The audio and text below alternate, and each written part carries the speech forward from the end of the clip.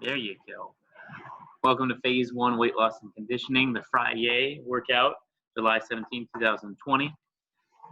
We are going to run through this, demonstrating each one so you have a good idea. And if you have any questions, you can always ask one of our coaches whenever you're taking this. All right, so we're going to start off with a dumbbell mat press, or just a dumbbell bench.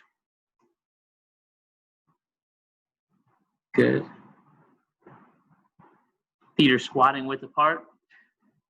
Good. High arch in the back. Light touching the elbows just slightly below 90 degrees. Good. And you're coming up directly above the shoulders every time. If you actually have a bench and heavier set of weights, that would be fine for this.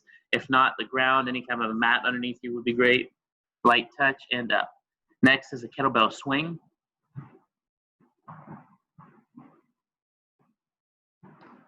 Good. Whatever weight you have is fine for this. Hips in, and you want to explode up. You're trying to get up to about eye level every single time. It's a nice, easy target to hit.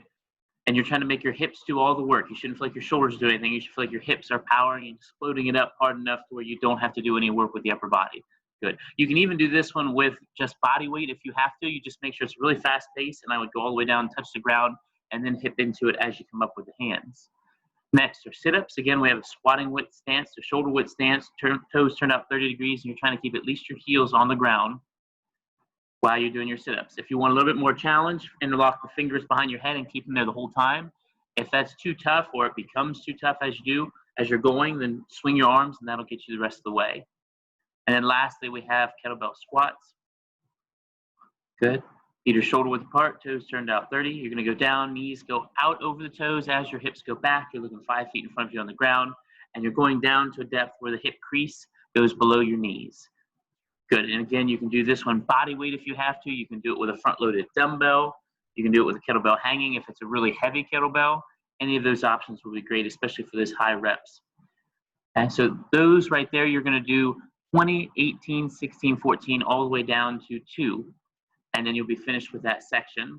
If you really feel like you need a little bit more of a workout than that, then I would ask you to go back up 2, 4, 6, 8, all the way back to 20, and just take a break in between sets. The core finisher at the bottom is after you're finished with our main piece right there. It's 20 knee to elbow plank tucks. Hands are shoulder width apart. Good. So you're going out with the knee, and you're going to get kind of a tuck in the stomach as you come up with it. Good, just like that, alternating back and forth. So when that one says 20, you're doing 20 each side. 20 each side, or 40 total, whichever one you'd rather count. Next, 40 flitter kicks.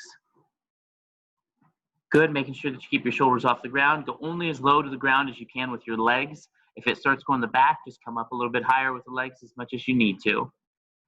And then finally, we have 60 plank shoulder taps. Good, full plank position, feet are shoulder width apart, and we're tapping opposite hand to shoulder, opposite hand to shoulder. Good, and this one is just 30 each side, 30 each side. Good, so you would run through that core finisher, I'd say at least 2 times, 3 if you really feel like it, and let us know how everything goes.